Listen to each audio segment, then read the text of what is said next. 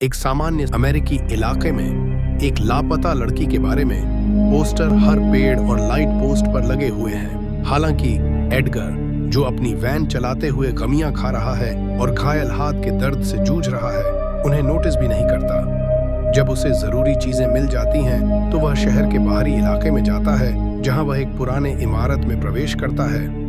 Trunk से विभिन्न वस्तुएं निकालने के बाद, जिनमें एक बंदूक, कुछ रस्सी और ढेर सारे मोबाइल फोन शामिल हैं। कुछ देर बाद नेल एक सील कमरे के अंदर जागती है। उसे यह याद नहीं कि वह वहां कैसे पहुंची।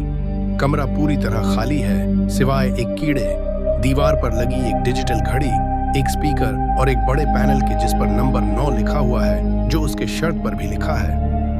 कांपते हुए पैरों से नेल धीरे धीरे बंद दरवाजे तक पहुंचती है, लेकिन जितना भी वह धक्का देती है या खींचती है, कुछ नहीं होता। उसकी मदद की पुकार भी अनसुनी रह जाती है। उसी समय घड़ी चालू होती है और सेकंड गिनना शुरू करती है। नेल ये भी नोटिस करती है कि कमरे में एक लाल रस्सी पड़ी है। जैसे ही वह इसे हिलाती है, उसे नीचे अपना फोन मिलता है, लेकिन इमरजेंसी कॉल करना असंभव है क्योंकि सिम कार्ड हटा लिया गया है। फिर वह रस्सी को कमरे के चारों ओर फैलाती है। उसकी लंबाई देखकर वह ठंडी होती है और सोचने लगती है कि शायद उसका इस्तेमाल उससे कुछ डरावनी चीज के लिए करवाया जा सकता है। कुछ सेकंड बाद वह एक चौंकाने वाली खोज करती है। फर्श पर एक धब्बा है जो शक से खून जैसा दिखता है। जब वह ऊपर देखती है तो उसे छत पर एक कांच की हैच भी दिखती है, जिसमें से रात का आसमान नजर आ रहा है। दुर्भाग्यवश चाहे वह जितना भी कूदे, वह इसे खोलने वाले नॉब तक नहीं पहुंच पाती। नेल घबराकर कमरे में इधर उधर टहलने लगती है, सोचते हुए कि वह यहाँ क्या कर रही है। तभी एक अलार्म बजता है और कमरे की रोशनी हरी हो जाती है।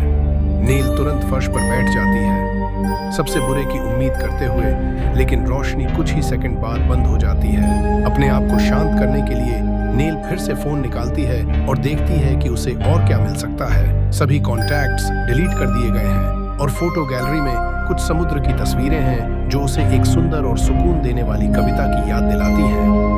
वहां डॉन की एक तस्वीर भी है, जिसे देखकर नेल खुश होती है, लेकिन यह सोचने लगती है कि उसने उसे क्यों छोड़ा था। शायद उसे फिर से देखने की उम्मीद से प्रेरित होकर नेल एक जूता उतारकर हैच पर फेंकती है। नॉब को हिट करने या किसी का ध्यान आकर्षित करने की कोशिश करती है, लेकिन असफल रहती है।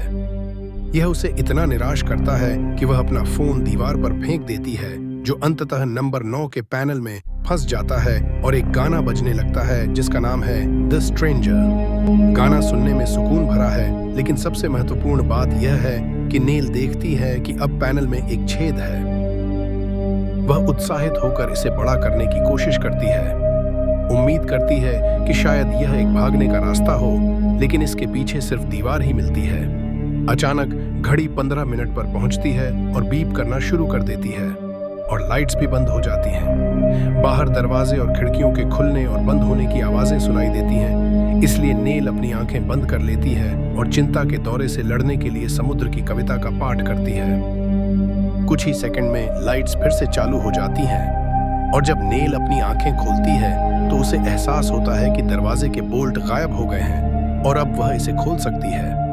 दुर्भाग्य से यह भी एक और निराशा ही होती है, क्योंकि दरवाजे के पीछे भी केवल एक और दीवार है। जैसे ही वह इसे देखती है, घड़ी 45 मिनट पर बदल जाती है और उल्टी गिनती शुरू हो जाती है, जिससे नेल घड़ी को गाली देने लगती है और कुछ सेकंड के लिए हरी रोशनी फिर से आ जाती है। इसके बाद एक बड़ा आश्चर्य होता है। एक पुरुष आवाज गाली को दोहराती है, जो दरवाजे के पीछे दीवार पर लगे एक वेंट से आ रही है, जिसे नेल अब नोटिस करती है। साथी की तलाश में नेल वेंट के पास जाती है और उससे बात करती है, जिससे ट्रेविस से उसकी मुलाकात होती है, जो एक ऐसे कमरे में बंद है जो नेल के कमरे जैसा ही है, सिवाय इसके कि उसका नंबर 6 है। वह कसम खाता है कि उसे नहीं पता कि उन्हें किसने कैद किया है या वे यहाँ क्या कर रहे हैं, लेकिन वह अजीब सवाल पूछता रहता है, जैसे नेल से पूछना कि क्या उसके पास कोई कुर्सी है। उन्हें पता नहीं है कि एडगर दोनों को सुरक्षा कैमरों के जरिए देख रहा है। जब रस्सी की बात आती है तो नेल अपनी चिंता जाहिर करती है कि इसका अंत भयानक हो सकता है, लेकिन ट्रेविस अधिक व्यावहारिक उपयोग पर ध्यान केंद्रित करता है, समझाते हुए कि उसने इसे हैच खोलने की कोशिश में इस्तेमाल किया था और यह टूट गई। वह उसे चेतावनी देता है कि नॉब नहीं टिकेगा। फिर भी नेल इसे आजमाती है और एक मजबूत गांठ का उपयोग करके नॉब के चारों ओर रस्सी लगा देती है। दुर्भाग्यवश यह नेल का वजन सहन नहीं कर पाती, इसीलिए नॉब टूट जाता है और वह गिर जाती है, जिससे उसका कंधा डिसलोकेट हो जाता है। अपने कानों में घंटी बजने के साथ नेल डॉन की तस्वीर को फोन पर देखते हुए बेहोश हो जाती है और कुछ क्षण बाद ट्रेविस की आवाज से जागती है। कुछ सेकंड के लिए उसके सिर में घंटी गूंजती है और नेल को अपने चेहरे के ऊपर बबल रैप काटे जाने का एक दृश्य दिखता है। जब वह दर्द के ठीक होने का इंतजार करती है तो ट्रेविस उसे बताता है कि उसे अपने कंधे को ठीक करना होगा, इससे पहले कि एड्रेनालाइन का असर खत्म हो जाए। शुरुआत में नेल उसकी बात मानने से इनकार करती है, यह सोचते हुए कि वह इस स्थिति में ट्रेविस की वजह से है, लेकिन जैसे जैसे दर्द बढ़ता है उसे एहसास होता है कि उसकी बात में सच्चाई हो सकती है। दरवाजे के किनारे के सहारे खड़ी होकर नेल अपना कंधा वापस ठीक जगह पर लगा लेती है। इसके बाद नेल खुद को व्यस्त रखने के लिए ट्रेविस से बात करती है और अपने फोन पर गाना चलाती है, जिस पर ट्रेविस सीटी बजाता है क्योंकि वह उसका पसंदीदा गाना है। जब वे गाने पर अपने विचार साझा कर रहे होते हैं तो नेल के कानों में फिर से घंटी बजने लगती है और उसे एक और दृश्य दिखाई देता है। उसके सामने एक आदमी उसकी कलाई पकड़ने की कोशिश कर रहा है और जब वह उसकी जेब से एक पेन लेकर अपना बचाव करने की कोशिश करती है तो वह उसके हाथ को चोट पहुंचाती है। फिर ट्रेविस और दार्शनिक सवाल पूछने लगता है, जैसे कि क्या नेल को लगता है कि वह यहाँ रहने की हकदार है क्योंकि वह खुद को दोषी मानता है। वह इस बारे में भी बात करता है कि शायद ईश्वर की इच्छा के कारण ही वे यहाँ आए हैं। उनकी ईश्वर की इच्छा पर चर्चा अचानक ट्रेविस के किसी पर चिल्लाने से बाधित हो जाती है, जो उसे दूर रहने के लिए कह रहा है। नेल के कमरे की लाइट फिर से हरी हो जाती है और ट्रेविस को वेंट के दूसरी ओर किसी पर हमला करते हुए देखकर नेल को घबराहट होने लगती है, जिसे वह समुद्र की कविता का पाठ करके शांत करने की कोशिश करती है। जब लाइट्स सामान्य हो जाती हैं तो नेल ट्रेविस से बात करने की कोशिश करती है, जो बताता है कि एक आदमी उसके कमरे में आया था उसे ठीक करने के लिए। उसका सिर भी भयंकर दर्द से गुजर रहा है, यह दर्शाता है कि उस आदमी ने उसे मारा था। जैसे ही हरी लाइट फिर से आती है और जाती है, नेल कसम खाती है कि वह किसी तरह यहाँ से निकलेगी और कमरे की फिर से जांच करने लगती है और पैनल के पीछे एक तार ढूंढती है जिसका वह उपयोग नहीं कर सकती। अपनी बांह को छूते हुए नेल अचानक खोजती है कि उसकी त्वचा के नीचे कुछ डाला गया है और ट्रेविस मानता है कि उसकी टांग में भी कुछ है जिससे उसे खुजली हो रही है। समय कम होता देख नेल फिर से योजना बनाने की कोशिश करती है और इस बार वह हैच के नॉब का उपयोग वेंट के स्क्रू को खोलने के लिए करती है। यह योजना काम करती है और वह वेंट को खोलने में सफल हो जाती है, इसलिए ट्रेविस भी उसकी नकल करना शुरू करता है। जबकि नेल पैनल के पीछे फिर से तार के पास जाती है। पैनल और दीवार दोनों के माध्यम से इसे खींचते हुए उसे एक छिपा हुआ कैमरा मिलता है, जिसे वह वेंट के माध्यम से ट्रेविस को दिखाती है। इसके बाद वह तार तोड़ देती है, जिससे एडगर का नेल के कमरे तक पहुंचना बंद हो जाता है। फिर नेल वेंट में प्रवेश करती है, जो बहुत कठिन साबित होता है क्योंकि वहां बहुत कम जगह है। इसके बीच में एक हरी रोशनी होती है और जैसे ही नेल इसे छूती है, कमरे में पीली रोशनी आ जाती है और एक अलार्म बजने लगता है, जिससे नेल के कानों में दर्द होने लगता है। वह तुरंत वापस लौटती है और जल्दी में उसका कंधा वेंट के किनारे से टकरा जाता है। इससे उसे एक और दृश्य दिखाई देता है और इस बार वह अपने हाथों को खून से सना हुआ देखती है। दर्द कम होने के बाद नेल ट्रेविस को वेंट पर काम करने के लिए याद दिलाती है, जबकि वह अपने कंधे का ध्यान रखती है, जो फिर से अपनी जगह से खिसक गया है। इस बार वह इसे पैनल के खिलाफ ठीक करती है और तभी उसे एहसास होता है कि वह खून बहा रही है। वह स्थान जहां उसे चोट लगी है उसकी बांह पर उभार है। घाव के कारण अब नेल वह चीज बाहर निकाल सकती है जो उसकी त्वचा के नीचे डाली गई थी और उसे एक माइक्रोचिप मिलती है। हालांकि वह इसके साथ ज्यादा कुछ नहीं कर सकती, इसलिए वह ट्रेविस की जांच करने वापस जाती है, जो वेंट का स्क्रू खोलने का काम पूरा नहीं कर पा रहा है क्योंकि उसका नौवा टूट गया है और केवल 1 मिनट बाकी है जो इसे लाल कर देती है। इस पर नेल ट्रेविस से कहती है कि वह कच्ची ताकत से वेंट को खोलने की कोशिश करे।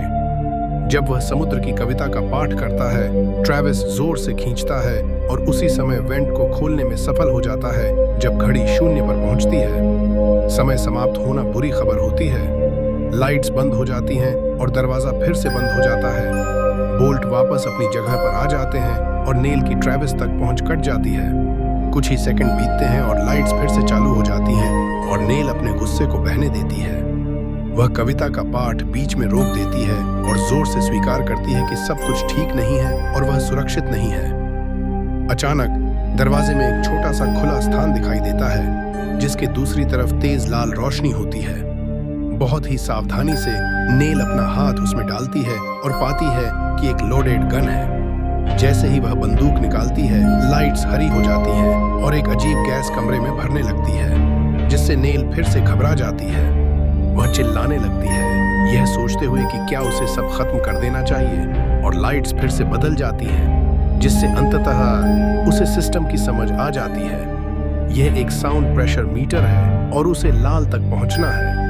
ऐसा करने के लिए वह कांच की हैच पर गोली मारती है, जिससे वह प्रभावी ढंग से टूट जाती है और कुछ सेकंड के लिए लाइट्स लाल हो जाती हैं। जब एडगर एक नए कैमरे से देख रहा होता है, नेल कीड़े को उठाती है और फिर रस्सी को हैच के माध्यम से ऊपर फेंकती है, जब तक कि यह कहीं मजबूती से अटक न जाए, जिससे उसे बचने का रास्ता मिल जाता है।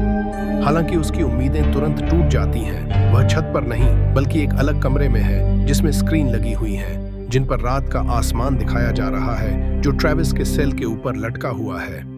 हालांकि अब उन पर एंड लिखा हुआ है। ट्रेविस की बात करें तो नेल उसकी हैच के जरिए उसे चेक करने की कोशिश करती है और सबसे बुरी खबर जानती है।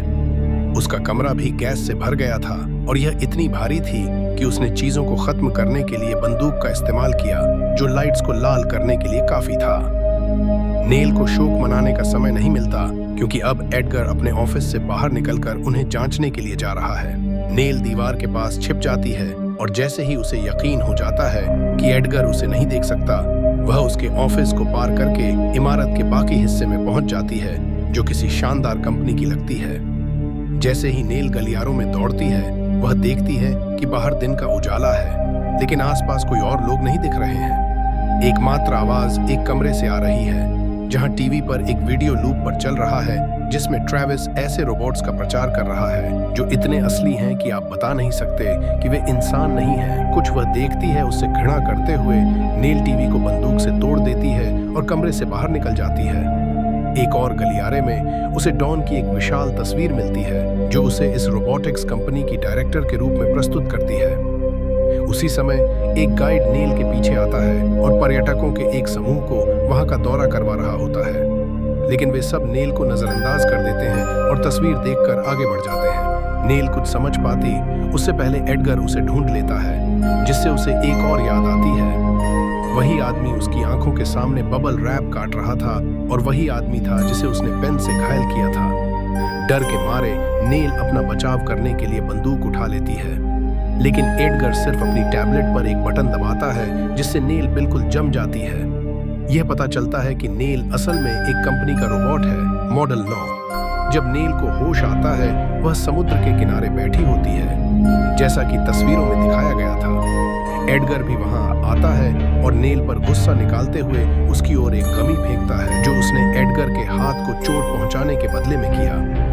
यही कारण था कि प्रोग्राम ने नेल को कुर्सी से बांध दिया था, जिससे वह हिल नहीं सकती थी। समुद्र नेल की पसंद के अनुसार बनाया गया है और एडगर उससे वादा करता है कि अगर वह सेल में बिताए अपने समय के बारे में सवालों का जवाब देगी, तो वह उसे आजाद कर देगा। यह पता चलता है कि सेल की परिस्थितियां इस बात का परीक्षण थीं कि रोबोट इंसान की तरह महसूस कर सकते हैं या नहीं। नेल और ट्रेविस के बीच एक कनेक्शन बनना था और उन्होंने यह हासिल भी किया, यहाँ तक कि उन्होंने एक दूसरे की सुरक्षा की भी परवाह की। एडगर उससे यह भी पूछता है कि क्या कभी उसे अपनी मानवता पर शक हुआ था, जिससे नेल को एहसास होता है कि उसे खुद नहीं पता कि वह क्या है।